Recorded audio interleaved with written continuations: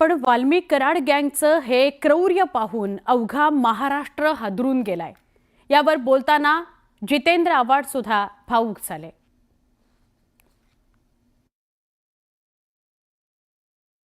गेले जवळजवळ 80 दिवस आम्ही महाराष्ट्रातला हे सांगतो आणि मी माझ्या भाषण तुम्ही काढून बघा। ह्या फोटोंचं सगळं वर्णन माझ्या भाषणात आहे, पहिल्याच भाषणात, ज्याच्यात मी सांगितलं होतं की तो अंतिम घटका जेव्हा मोजत होता संतोष, तेव्हा ही हरामी, ही नालायक नराधम जल्लाद त्याच्यावरती लघुशंका करत होते। तेव्हा लोकांनी आमची टिंगलटवाळी केली। आज काय आलंय समोर? म्हणजे हे सगळं बघताना महाराष्ट्रातली 90% जनता ही भयचकित झाली असते आणि ह्याच्यातनं credibility of a politician comes to zero. कारण का आम्ही केलेल्या गुन्ह्याला आश्रय मिळणारे आशीर्वाद आहे, त्यामुळे मला काहीच होणार नाही ही जेव्हा भीती संपते तेव्हा हे सुरू होतं। माझ्या मनात एक भीती असते की मला कोणतरी प्रश्न विचारेल, मला ह्याची उत्तरं द्यायची आहेत, मला याची उत्तरच द्यायची नाही, मला शाबासकी मिळणार आहे, हे जेव्हा त्यांच्या ध्यानी मनी स्वप्नी असतं तेव्हा त्यांच्याकडनं हे प्रकार घडतात। हे फोटो जेव्हा त्याची पोरं बघतील, त्यांच्या पोरांच्या मनावर जे इम्प्रिंट येणार आहे की माझ्या बापाला असं मारलं, हा कधी कोणी विचार केला की त्यांना काय वाटत असेल की पुढे काय घेऊन जाणार आहेत ते? एका वयाला एखादी गोष्ट घडली म्हणजे अजूनही अपघात बघितल्यानंतर 4 दिवस आपल्या डोळ्यासमोर तो अपघाताचं चित्र जातच नाही। त्या पोरा बाळांसमोर जेव्हा हा फोटो जाईल, त्याचं इम्प्रिंट जे त्यांच्या हृदयावर उमटेल, पुढे आयुष्यभर हेच घेऊन जगायचं आहे, त्याचा सायकोलॉजिकल इफेक्ट काय असेल त्या पोरांवर, कधी विचार करू आपण? मसाजोगचे सरपंच संतोष देशमुख हत्या प्रकरणाचं धक्कादायक वास्तव, दोषारोप पत्रातून हे वास्तव समोर आलंय।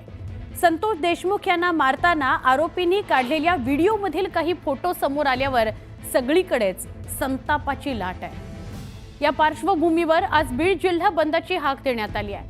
आरोपींच्या राक्षसी कृत्यामुळे समाज माध्यमांवर प्रचंड रोष आहे। पोलीस प्रशासनानं शांततेचं आवाहन केलं असलं तरी लोकांमध्ये चीड आहे, संताप आहे। त्यामुळे बीड बंदच्या पार्श्वभूमीवर तगडा पोलीस बंदोबस्त तैनात करण्यात आलेला आहे।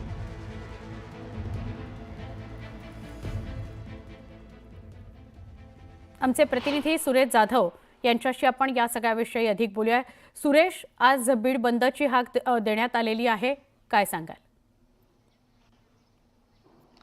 संतोष देशमुख यांच्या हत्येसंदर्भातील जे चार्जशीट मधील जे फोटो समोर आले, त्यानंतर मात्र सर्वसामान्य नागरिकांपासून सर्वांमध्ये संताप व्यक्त केला जातोय आणि याच संतापाचा उद्रेक म्हणून मध्यरात्री उशिरा बीड जिल्हा बंदची हाक देण्यात आलेली आणि बीड जिल्हा बंदची हाक दिल्यानंतर कडकडीत बंद होणार आहे। विशेष म्हणजे आरोपीला कठोर शासन झालं पाहिजे, फाशी होईपर्यंत त्याला सोडू नका, अशा पद्धतीने जो संताप आहे तो समाज माध्यमावरती व्यक्त केला जातोय। या अगोदर जर आपण बघितलं तर जवळपास गेल्या 3 महिन्यापासून आपण सातत्यानं संतोष देशमुख हत्या प्रकरणाच्या संदर्भातील प्रत्येक अपडेट देतोय। मात्र काल ज्यावेळेस सगळे फोटो आल्यानंतर अक्षरशः सुन्न झालं, ज्या पद्धतीने मारहाण करण्यात आलेली होती। 8 ते 9 मिनिटाचा व्हिडिओ आहे आणि त्यातले जे फॉरेन्सिक लॅब मधून जे स्नॅप्स बाजूला काढले, स्क्रीनशॉट जे बाजूला काढले, त्यामधून जे धक्कादायक वास्तव आलं ते अत्यंत चीड आणणार आहे, संताप आणणार आहे। रात्रीपासून ते फोटो समोर आल्यापासून संपूर्ण जे समाज माध्यम आहेत त्याच्यावरती खूप मोठ्या प्रमाणात संताप व्यक्त केला जातो आणि त्याचीच परिणती म्हणून आजचा बीड जिल्हा बंद आहे। आणि या पार्श्वभूमीवरती बीड जिल्हा पोलीस दलाच्या वतीनं जे नवनीत कावत पोलीस अधीक्षक आहेत त्यांनी रात्रीच मध्यरात्री आवाहन करण्यात आलेलं आहे की हे चार्जशीट मधले न्यायालयीन प्रक्रियेमधले फोटो आहेत, त्यामुळे कुणीही या संदर्भामध्ये कायदा हातामध्ये घेऊ नये असं जरी आवाहन केलं असलं तरी मात्र या अगोदर जर आपण बघितलं तर बीड जिल्ह्यामध्ये बंदला हिंसक वळण लागल्याची पार्श्वभूमी होती। त्या पार्श्वभूमीवरती बीड जिल्ह्यामध्ये पोलीस प्रशासन अलर्टवरती आहे। प्रत्येक ठिकाणी चौकीवरती जे पोलीस आहेत त्यांना देखील त्या ठिकाणी तैनात करण्यात आले, मोठा पोलीस बंदोबस्त ठेवण्यात आला आहे। बंद हा शांततेत व्हावा, निषेध व्यक्त करा, मात्र शांततेत निषेध व्यक्त करा अशा पद्धतीने सांगितलं जातं। मात्र दुसरीकडे मनोज जरांगे पाटील हे देखील आज देशमुख कुटुंबाची भेट घेण्यासाठी येणार, सांत्वन करणार आहेत। का तर ते फोटो पाहिल्यानंतर तळपायाची आग प्रत्येकाची मस्तकाला जाऊ शकते आणि डोळ्यामध्ये पाणी सुद्धा येणार आहे। आणि जरांगे पाटील यांनी ते फोटो पाहिल्यानंतर त्यांनी देखील संताप व्यक्त केला होता। त्यानंतर धनंजय देशमुख यांच्याशी बोलणं झालं तर अक्षरशः देशमुख कुटुंब कोसळलेलं होतं आणि त्यानंतर मनोज जरांगे पाटील हे उपचार घेत असताना देखील ते आज 7 ते 7:15 वाजेपर्यंत मसाजोग या ठिकाणी दाखल होतील आणि त्या ठिकाणी दाखल झाल्यानंतर देशमुख कुटुंबाची देखील भेट घेणार आहेत। त्यामुळे एकंदरीत आजचा जो बंद आहे तो शांततेत पार पाडावा यासाठी प्रशासन प्रशासन प्रयत्नशील आहे, मात्र संताप खूप मोठ्या प्रमाणात आहे. सुवर्णा. नक्की. धन्यवाद ही माहिती दिलीत आपण सुरेश त्याबद्दल. आणि साहजिकच आहे, देशमुख कुटुंब काय किंवा मस्साजोगकर काय, आत्ता कुठे थोडंसं जखम भरत आली होती सरपंच संतोष देशमुख यांना गमावण्याची, आणि आता हे फोटो आल्यानंतर ही खपली काढण्याचा प्रकार झालेला आहे.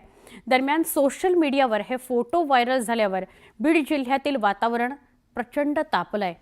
जनतेकडून तीव्र संताप आहे आणि त्याचीच प्रतिक्रिया उमटण्याची शक्यता आहे. पोलीस अधीक्षक नवनीत कौर यांनी शांततेचं आवाहन केलेलं आहे आणि हे प्रकरण आता न्यायप्रविष्ट असून फोटो हे न्यायालयीन प्रक्रियेचा भाग असल्यानं जनतेनं कायदा हातात घेऊ नये असं आवाहन कौर यांनी केलेलं आहे.